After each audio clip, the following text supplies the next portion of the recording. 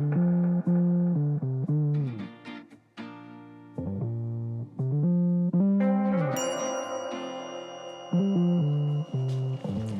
few months ago I went into the Belstaff store and I saw, and I know I get carried away with this stuff, what is, in my opinion, one of the most beautiful jackets that I'd ever laid my eyes upon. Similar to my current Belstaff Brooklands jacket, but, sorry for the mic sound, just for a second, in sand colour. This is their new colour, so it's very like my jacket, but a few little subtle touches making it a bit more technical, and this colour just makes it. Size large, Belstaff Brooklands jacket. I can't tell you how much I love this. Look at the lining, look at everything. I'm not going to lie to you and pretend this is a cheap jacket. It's £550 brand new, so this is right up at the top end budget-wise, but it's just the first time I laid my eyes on it, I was just in complete awe, blown away, and Belstaff very kindly offered to send me one of these, and it's made my year. So, Belstaff Brooklands jacket, very like mine, a little bit longer on the back for a bit of extra protection, and this is all new. Little vents there. That is a zip there with a vent, and somewhere else there, out of shot, there's a little vent as well, so you can open it up, it can be nice and cool. British Millerain fabric, and it's got this new really high-tech wax cotton fabric that means it's even more protective than before. It's got a fully waterproof membrane, and above all else, for me, the thing that really sold it, I'm just looking at myself in the TV reflection, because the fit is so nice on this. What size is this? Size large, important to note. My other one was a size medium, but I would suggest if you're about my size, go for size large. It comes up bang on size. One other thing, wait there, Monica. I'll take this off. Not because I don't want to wear all the time, but it's 24 degrees today, so I'll just put that there. What else did you buy? Nothing bought. This very kindly was sent. Lots of gifts. I know what you're going to be saying to me, Freddie, look at you, spoilt brat. Do you know what? Yes, it's true. This is from Age of Glory Garments. They very kindly sent me this. So I actually bought, I promise you, I bought their jacket, and that's what I wore on the Sardinia trip. I really like this. Luckily, I lost my neck warmer somewhere in Italy or France. You noticed the last few videos I had no neck warmer. And sunglasses? Sunglasses lost, neck warmer lost, V5 logbook lost, spare keys lost, all of my chargers lost. I came back about 30% lighter because everything was gone. But I really like this. It's very hard to get a kind of native American kind of style on a neck warmer, and I think that is very, very nice. I'm really happy with that. I got one other t-shirt from Norton as well, but that's just rubbing it in. So what I'm going to do today, I'll take you on a bit of a day in the life because I've got a couple of bits and pieces I need to do first. Going to go downstairs to the Bonneville, lube the chain up, just make sure everything's looking spot on with that. I've got to go and pick up one part for the Jeep, and then Monica, I'll come and pick you up. Let's go for lunch and a coffee in Blackheath before I go downstairs to the bike. The Lost Biker Stories. This is our book that we released back in December. We're looking to do volume 2. The stories have been flowing in, and I'm just blown away by the stories we've got for volume 2. I really want to put the word out there to try and get as many stories as possible for volume 2 of the book. I'll just show you it without the cover as well. Charting the history of motorcycling from as early as time began with motorbikes all the way through to the year 1999. And I would love to hear, just to give you a taster, some of your stories from that era. So if you are a person who has either first-hand experience of motorbike adventures, journeys from as early as possible all the way through to the late 1990s, I would be so appreciative if you would share your stories. And it's me personally that will be going through all of the emails. So please do send any stories you've got. You can see here, we've just got some incredible stuff from the USA, Australia, Europe, UK, and further afield. So any stories, here's the email, stories@libertatia.com. It will be me personally that's going through all of those. So in advance, thank you so much. And thank you already to everyone who's got in touch. I'm so excited to share the stories for Volume 2. We've got everything from the mods and rockers of the UK to South American road trips. I just want everything, regardless where you're around the world. That's enough of that. Let's go downstairs, get the Bonneville chain lubed up, because that's about 3,000 miles in total I've done without even touching the chain. After a nice long road trip, it is funny how the simple mundane stuff becomes exciting again. I've never been a big one for washing bikes, but every so often when I do decide to clean it, I quite like it. I always say it, but I can imagine when I finally, if I ever, get a garage, which would be incredible, I think I'd clean the bike. You may think I'm talking nonsense, but quite a bit, because it's quite therapeutic. I won't pretend I know what I'm doing, but this is muck-off speed polish. I think this is the way to do it. There's only one thing really with the bike that I want to change. Can you guess what it is? One thing, just one.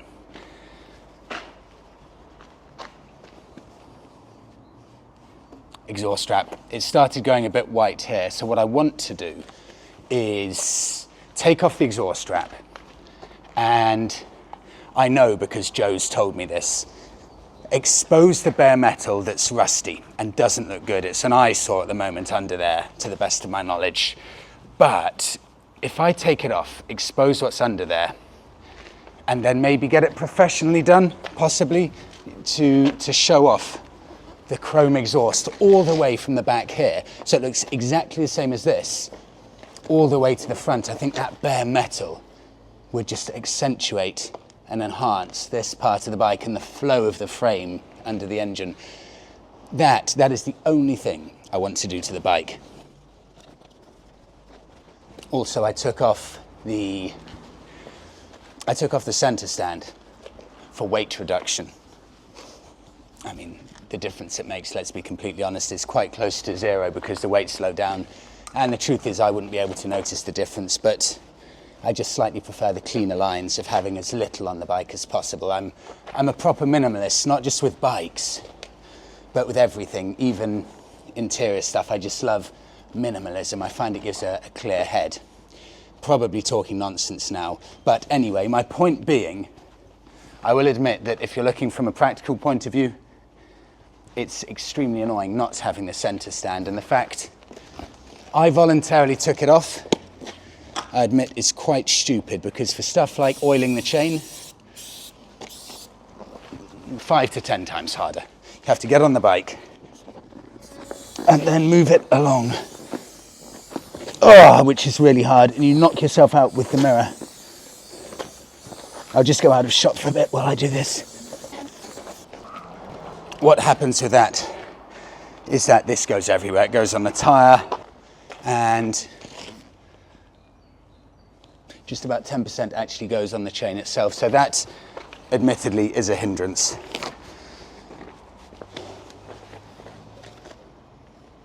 Looking good enough. So I'll head off, get this part for the Jeep, come back, pick Monaco up, lunchtime coffee.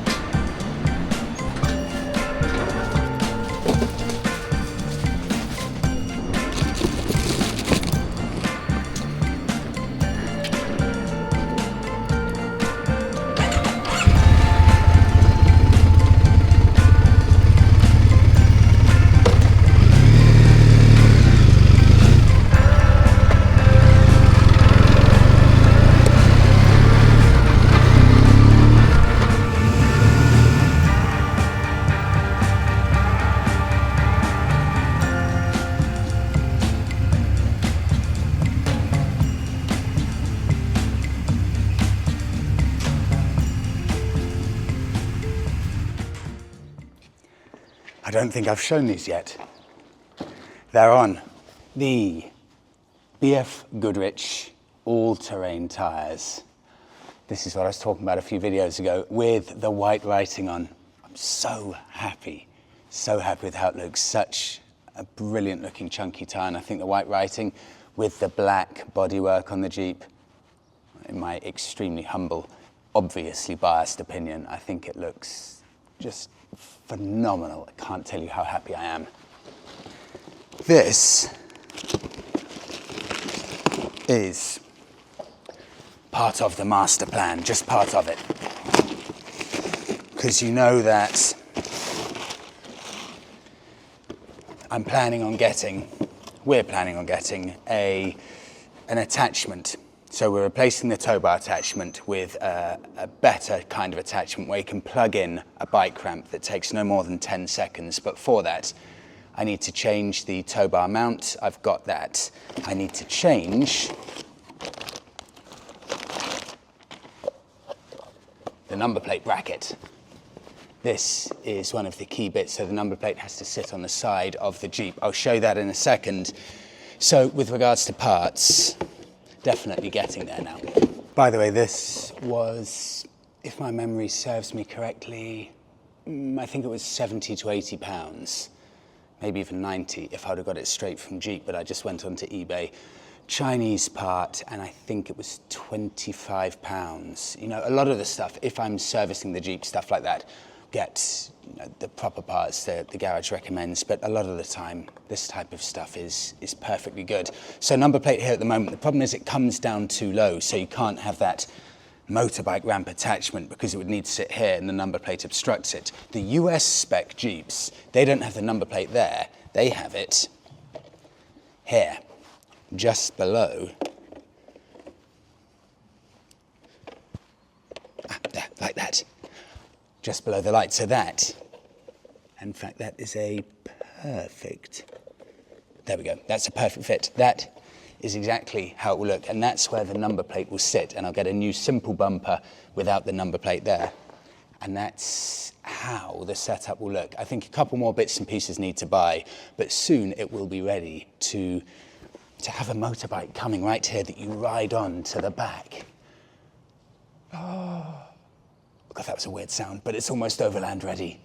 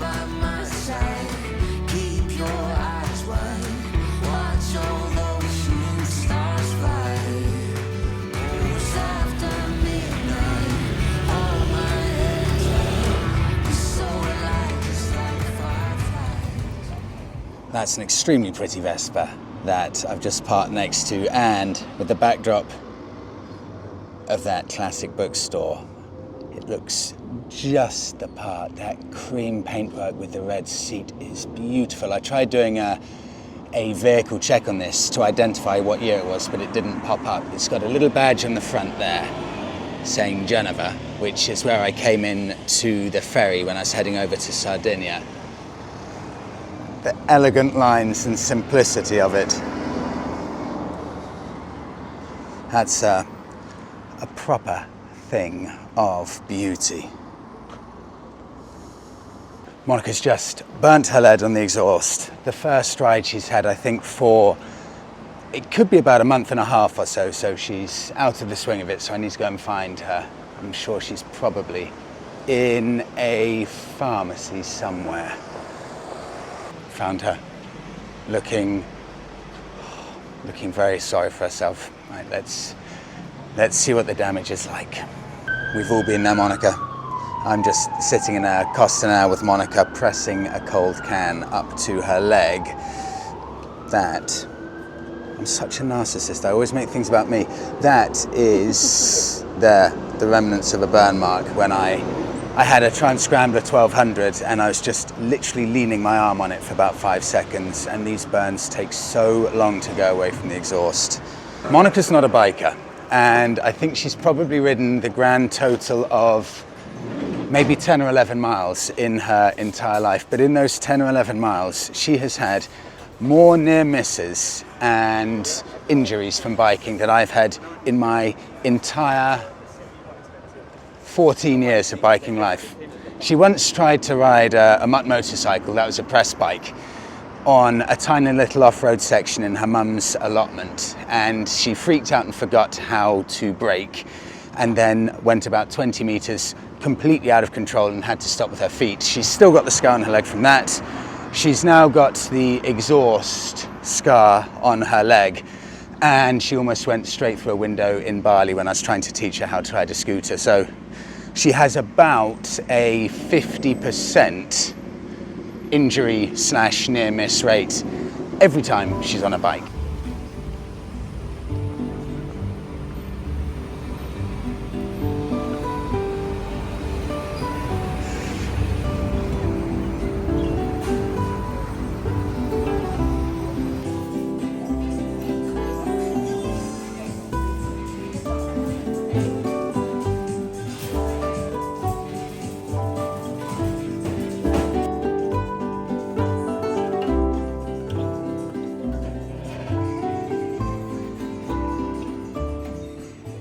These kind of rides, just as enjoyable as doing a long trip. You know, it's nice to mix it up a lot, but having a bike stripped back, you know, no big panniers with a sleeping bag and stuff on top of it, it's just so nice. Just casually pootle into town,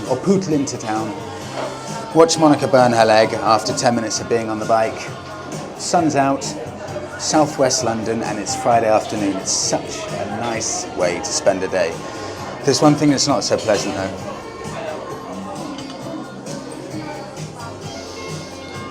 That. Did I tell you in a video a few weeks ago? It took me, I'm not joking, 5 months to figure out that I've got an intolerance to something, because I was sneezing all the time every day. 5 years, figured it out. Monica eventually said, have you considered the fact you may have an intolerance to nuts? And then I just suddenly thought, can it be true? And it turns out it's true, I'm allergic to nuts, so I've got an intolerance. So that wouldn't exist right now on the plate, that would be gone. But I'm looking at it now thinking, is it worth eating it for a day's worth of sneezing and a runny nose like a tap that's on full? So that's why I've got a cookie, which is delicious. But it doesn't quite have that visual appeal of that almond croissant with a little chocolate filling.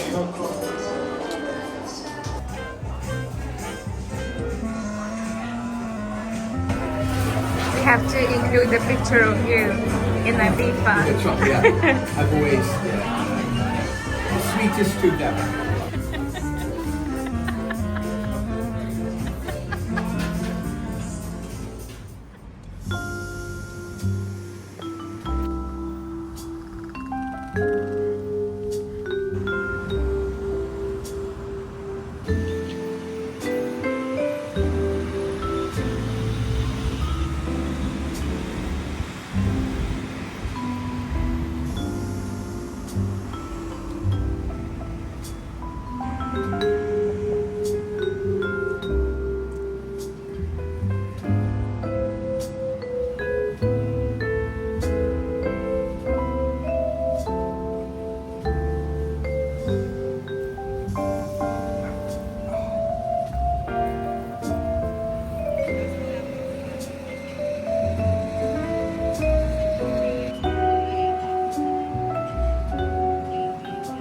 Do you know what an area as expansive as this, in as classy an area as this, facilitates historically? Where we're sitting now is the site of England's first ever golf club, England's first ever hockey club, and I'm not 100% sure what this means. I believe the world's first ever open rugby club. That makes perfect sense, apart from the word open. I don't know what that means. I want to get rid of the word open and just say the world's first rugby club, but I'll keep the word open there because it said it on Google. It's such a nice, tranquil, relaxing place to just chill out, and especially in London, to have this much expansive space. Always an amazing vibe in Blackheath. It's one of my favourite areas. It feels like a proper village within London. You've got a village vibe, even though it's zone 3 of London. It's amazing. Can you see this? No, just over there. You can see Canary Wharf easily over there. I think you could probably walk down to Greenwich and the Thames in maybe half an hour, something like that. It's so well situated. The only thing it doesn't have, good train line. Apart from that, it's bang on perfect. The interesting vehicles of Blackheath. I think this may only be the 3rd Maving that I've seen out on the streets. This for me is just about the only electric bike that I think really works in the city, because this has the removable battery where you just open the side bit, pull out the battery, then you can charge it at home. So if you live in an apartment or a flat, you just take it upstairs at the end of the day, meaning this is genuinely the perfect city transport. I would love to try one of these. In fact, I remember filming this at the Bike Shed show a year ago and saying, I promise I'll get one of these for a video, but I haven't got round to it. But that looks so good, with a little pannier on the side, and that bit just flaps out like that. Pick out the battery. I really like it. Okay, we'll wrap it up there. Thank you so much, everyone, for watching. What's been the first just chilled out, casual ride around London for about a month and a half, 2 months. Feels so nice just to get back on the bike in London. Thanks all for watching. I'll see you all in the next one.